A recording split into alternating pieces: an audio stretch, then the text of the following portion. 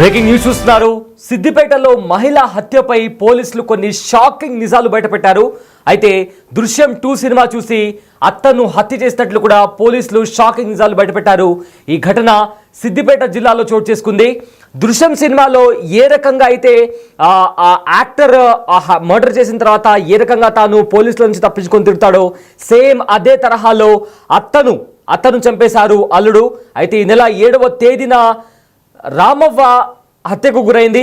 Insurance డబ్బుల కోసం రామవ్వను హత్య చేయించాడు అల్లుడు వెంకటేష్ అంటూ కూడా పోలీసులు సమాచారం ఇచ్చారు. అయితే అత్త రామమ్మ పేరుపై 60 లక్షల వరకు SBIలో ఇన్సూరెన్స్కి తీసుకున్నాడు వెంకటేష్. అయితే ఇటీవల దానికి సంబంధించి ఆ డబ్బుల కోసం కూడా తన అత్తను చంపేందుకు ప్లాన్ చేశాడు. అయితే 22 లక్షల రూపాయల వరకు వెంకటేష్ ఒక పౌల్ట్రీ బిజినెస్లో నష్టపోయాడు. సో దాని కారణంగా నష్టాల నుంచి బయటపడేందుకు అత్తను హత్య చేసేందుకు కూడా ప్లాన్ చేశాడు. ఇందుకు 1,30,000 రూపాయల సుపారీ ఇచ్చాడు. అయితే హత్యకు వెంకటేష్కు సహకరించిన అతని తమ్ముడిని కూడా పోలీసులు ప్రజెంట్ అదుపులోకి తీసుకున్నారు. అయితే ఈ హత్య చేయించడానికి ఒక థార్ వెహికల్ని కూడా అద్దెకు తీసుకున్నాడు వెంకటేష్ తమ్ముడు. సో ప్రజెంట్ ఈ హత్యకు సంబంధించిన విస్తుపోయే నిజాలను కూడా బయట పెట్టారు పోలీసులు. బిగ్ టీవీ స్క్రీన్ పైన వెంకటేష్ అతని తమ్ముడి విజువల్స్ని కూడా మనం చూస్తున్నాం. అండ్ ఆల్సో వాళ్ళు హత్య చేయడానికి ఏ కార్ అయితే రెంట్కి తీసుకున్నారో థార్ కార్, ఆ విజువల్స్ కూడా మనం బిగ్ టీవీ స్క్రీన్ పైన చూస్తున్నాము. అయితే ప్రజెంట్ ఈ అంశానికి సంబంధించి అతను హత్య ఎలా చేయాలనుకున్నాడు అండ్ దానికి సంబంధించి ఏ రకంగా ప్లాన్ చేశాడు, దీని పూర్తి డీటెయిల్స్ కూడా పోలీసులు దానికి సంబంధించిన డీటెయిల్స్ కూడా మాట్లాడారు. అయితే పోలీసులు ఏం చెప్పారో ఒకసారి విందాం. జూలై 7th రోజు మనకు డయల్ 100 ఒక కంప్లైంట్ వచ్చింది. ఏమని అంటే ఒక హిట్ అండ్ రన్ యాక్సిడెంట్ అయింది, యాక్సిడెంట్లో ఒక 57-year-old లేడీ చనిపోయింది అని మనకు కంప్లైంట్ వచ్చింది. సో దాన్ని మనం ఇమ్మీడియట్గా హిట్ అండ్ కేసుగా రిజిస్టర్ చేసి దాని మీద ఫర్దర్ ఇన్వెస్టిగేషన్ చేయడం జరిగింది. ఆ ఫర్దర్ ఇన్వెస్టిగేషన్ చేస్తున్నప్పుడు ఏ వెహికల్ అయితే ఈమెను యాక్సిడెంట్ చేసి వెళ్ళిందో ఒక వెహికల్ ని సస్పెక్ట్ వెహికల్ గా ఐడెంటిఫై చేయడం జరిగింది. అది మహీంద్రా కార్ అనే వెహికల్. ఆ మహీంద్రా కార్ ఎక్కడి నుంచి వచ్చింది ఏంది అని ఫర్దర్ ఇన్వెస్టిగేషన్ చేస్తే ఇది కార్ ని ఇచ్చేసి వాళ్ళే డ్రైవ్ చేసుకునే రెంటల్ ఏజెన్సీ ఉంటుంది కదా, అక్కడ నుంచి ఈ థార్ వెహికల్ అనేది ఒక 2 సస్పెక్ట్స్ వన్ డే కోసము హైర్ కి తీసుకున్నారు అని మనకు చెప్పడం జరిగింది. అయితే ఈ హైర్కి ఎవరు తీసుకున్నారు అని చూస్తే ఈ డిసీజ్డ్ ఎవరైతే ఉందో లేడీ, ఆ డిసీజ్డ్ వాళ్ళ అల్లుడు ఒక అతను ఉన్నాడు, అల్లుని వాళ్ళ బ్రదర్ ఒక అతను ఉన్నాడు. అయితే వీళ్ళు హైర్ తీసుకొని మళ్ళీ అదే టైంలో ఇదే వెహికల్తో ఆమెకు యాక్సిడెంట్ అవ్వడం ఏంది, హిట్ అండ్ రన్ అయింది అని చెప్పి మన ఏసీపీ గజ్వేల్ మళ్ళీ సేమ్ సిఐతో గారు అండ్ ఎస్ఐ రవికాంత్ దీన్ని డీటెయిల్గా ఇన్వెస్టిగేషన్ చేసినప్పుడు మనకు తెలిసింది ఏంటంటే ఇది యాక్సిడెంట్ కాదు, మర్డర్ అని. ఏంటంటే ఈ ఓల్డ్ లేడీకి ఒక 2 acres ఆఫ్ ల్యాండ్ ఉంటుంది పెద్దమాసాన్పల్లి అనే విలేజ్లో. సో ఆమెకి ఏంటంటే మార్చి నుంచి ఈ అక్యూజ్డ్ వాళ్ళ అల్లుడు అండ్ వాళ్ళ అల్లుడి వాళ్ళ బ్రదర్ ఇద్దరు ఈమెకి పోస్ట్ ఆఫీస్ ఇన్సూరెన్స్ ఒకటి చేపించడం జరుగుతుంది అండ్ SBI ఇన్సూరెన్స్ ఒకటి చేపించడం జరుగుతుంది ఈమెతో, ఈ లేడీతో. చేసిన తర్వాత ఈ ఇద్దరు కూడా ఈమెని చంపితే న్యాచురల్ డెత్ గా చెప్తే ఇన్సూరెన్స్ క్లెయిమ్ చేసుకోవచ్చు అనే ఒక ఇంటెన్షన్ తోటి అల్లుడు ఏం చేస్తాడంటే ఈ లేడీని పొలం దగ్గర పనుంది, ఎలక్ట్రిసిటీ వాళ్ళు వస్తామన్నారు, ఏదో ట్రాన్స్ఫార్మర్ ఫిక్స్ చేయాలి, దానికి నీ సంతకం అవసరం ఉంది అని చెప్పి ఈ లేడీని తీసుకొని బైక్ మీద పొలం దగ్గర తీసుకెళ్ళిన తర్వాత ఆమె రోడ్డు మీద కూర్చోబెట్టి నేను ఇప్పుడే లోపలికి వెళ్ళి వాళ్ళు వచ్చిందా లేదా చూస్తానే అతను లోపలికి వెళ్ళారు. వెళ్ళిన తర్వాత ఈ థార్ వెహికల్ వాళ్ళ బ్రదర్ ఎవరైతే హైర్ చేసుకున్నారో అతను తీసుకొని వచ్చి ఆమెను హిట్ చేసి వెళ్ళిపోతాడు, యాక్సిడెంట్ చేసి వెళ్ళిపోతాడు. వెళ్ళిపోయిన తర్వాత ఆయన మళ్ళీ రోడ్డు మీదకి వచ్చి ఇట్లా ఏదో అన్నోన్ వెహికల్ హిట్ చేసింది ఈమె చనిపోయిందని అతనే డయల్ 100 కంప్లైంట్ చేస్తారు. సో దీంట్లో మెయిన్ ఇంటెన్షన్ ఏంటంటే ఈమెని న్యాచురల్ డెత్గా చెప్తే ఏదైతే ఇన్సూరెన్స్ చేసిందో ఆ ఇన్సూరెన్స్ ఒకటి క్లెయిమ్ చేసుకోవచ్చు, ప్లస్ ఈ రైతు బీమా అని వస్తుంది కాబట్టి ఫార్మర్స్కి ఈమెకి ల్యాండ్ ఉంది కాబట్టి రైతు బీమా కూడా క్లెయిమ్ చేయొచ్చు అన్న ఇంటెన్షన్తో ఈ మర్డర్ చేయడం జరిగింది. ఇది very good excellent detection by SCIతో ఉంటాయండి ఎస్ఐ డీటెయిల్స్ అన్ని దీంట్లో. రైతు బీమా అంతే. టోటల్ ఇన్సూరెన్స్ అన్ని కూడా తర్వాత వస్తాయి. ఇప్పుడు మాత్రం టోటల్ 55 lakhs ఇన్సూరెన్స్ అన్ని అంటే ఈ రైతు బీమా అనేది 5 lakhs ఏదో వస్తుంది. ఇదంతా కూడా 60 lakhs వరకు. ఎందుకంటే వీళ్ళు ఇంతకుముందు ఏదో పౌల్ట్రీ ఫామ్ పెట్టి సమ్ బిజినెస్ చేసి వీళ్ళకి లాస్ రావడం జరిగింది.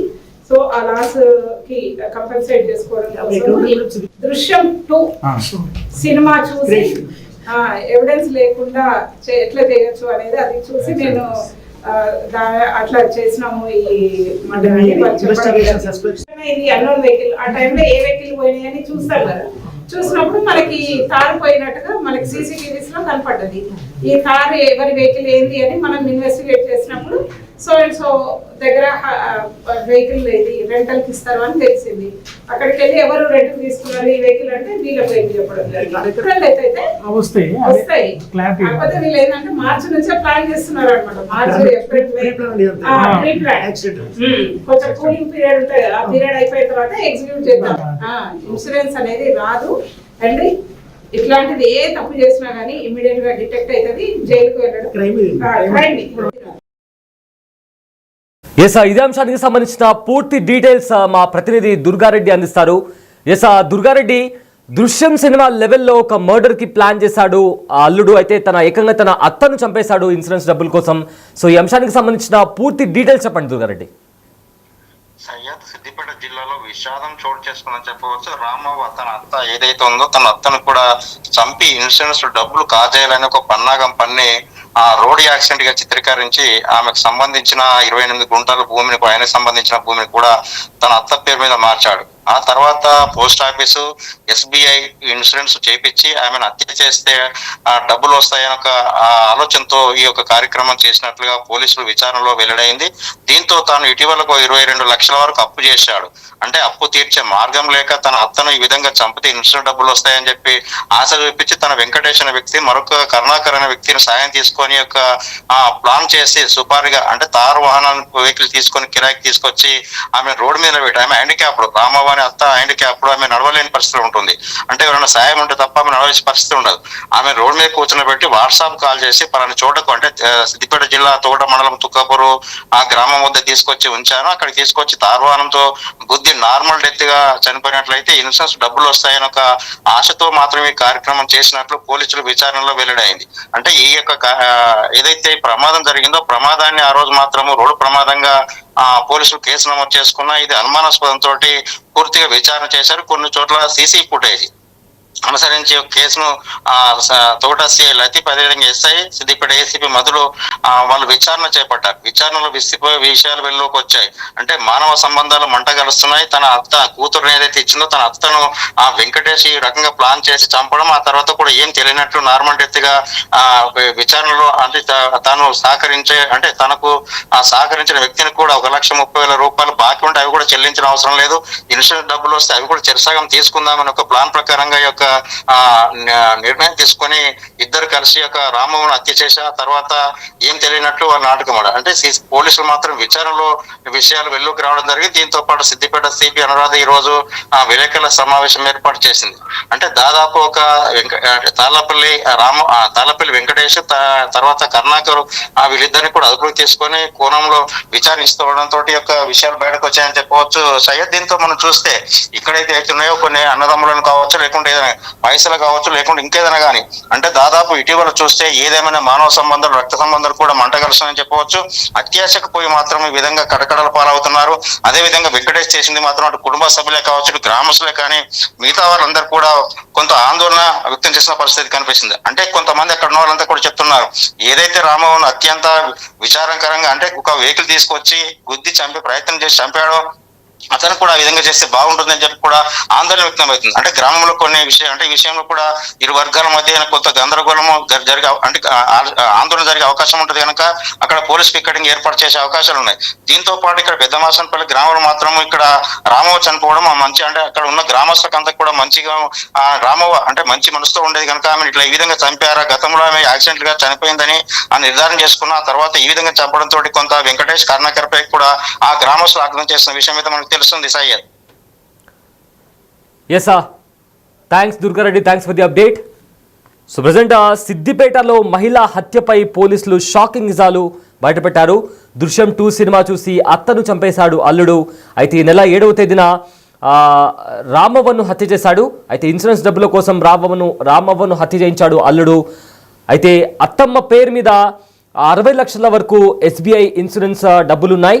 అయితే ఎవరైతే వెంకటేష్ హత్య చేయించాడో అతను రీసెంట్గా పౌల్ట్రీ ఫామ్ బిజినెస్లో స్టార్ట్ చేశాడు. ఆ పౌల్ట్రీ ఫామ్ బిజినెస్లో ఏకంగా 22 లక్షల వరకు కూడా నష్టపోయాడు వెంకటేష్. సో దాన్ని మొత్తం ఆ డబ్బులను రికవర్ చేసుకోవడానికి తన అత్తను చంపితే ఆ డబ్బులు వస్తాయి కాబట్టి ఆ డబ్బులతో తను ఎంతవరకు అయితే నష్టపోయాడో ఆ డబ్బులంతా రికవర్ అవుతాయి అనే ఒక దురుద్దేశంతో తన అత్తను చంపేశాడు. అయితే ఇందుకు 1,30,000 రూపాయల సుపారీ కూడా ఇచ్చాడు. దాంతోపాటు ఒక థార్ వెహికల్ని కూడా రెంట్కు తీసుకున్నాడు. ఆ తర్వాత ఈ హత్యకు వెంకటేష్ తమ్ముడు కూడా సహకరించాడు. అయితే దీంతో ప్రజెంట్ పోలీసులు వాళ్ళిద్దరిని కూడా అదుపులోకి తీసుకొని కేసు ఫైల్ చేసి ఇన్వెస్టిగేషన్ కూడా స్టార్ట్ చేశారు. సో మొత్తం మీద ఏదైతే సిద్దిపేటలో ఈ ఘటన చోటు చేసుకుందో నిజంగా ఒక సినిమా రేంజ్లో ఒక థార్ వెహికల్ అద్దెకు తీసుకొని ఆ థార్ వెహికల్తో యాక్సిడెంట్ జరిపించిందే కాకుండా దాన్ని మళ్ళీ సహజ మరణంగా చిత్రీకరించే ప్రయత్నం చేశాడు. ఆ తర్వాత ఏవైతే ఎవిడెన్స్ ఉన్నాయో వాటిని కూడా తారుమారు చేసే ప్రయత్నం చేశాడు. సో ఈ రకంగా కంప్లీట్గా ఒక క్రిమినల్ మైండెడ్తో ఆలోచించి తన మీదకు ఆ మర్డర్ అనేది తన మీదకు రాకుండా కంప్లీట్గా జాగ్రత్త పడ్డాడు. కానీ ఎక్కడొక చోట దొరికిపోయే పరిస్థితి కనిపించింది. అండ్ కంప్లీట్గా పోలీసులు దీనికి సంబంధించి కూడా డీప్గా ఇన్వెస్టిగేషన్ చేసిన తర్వాత ఈ హత్య చేయించింది వెంకటేష్ అని తెలిసిన తర్వాత అతన్ని పోలీసులు అదుపులోకి తీసుకొని ఇన్వెస్టిగేషన్ చేసిన తర్వాత అతను ఇన్సూరెన్స్ డబ్బుల కోసమే తన అత్తను చంపడానికి ఎలా ప్లాన్ చేశాడు అండ్ ఏ రకంగా తన అత్తను హత్య చేయించాడు అనే విషయాలు కూడా దర్యాప్తులో ఏకంగా వెంకటేష్ బయటపెట్టడంతో పోలీసులు కూడా షాక్ అయ్యారు. సో దీంతో వెంకటేష్ని అతని తమ్ముడిని కూడా అదుపులోకి తీసుకొని ప్రజెంట్ పోలీసులు పూర్తి స్థాయిలో దర్యాప్తు చేస్తున్నారు.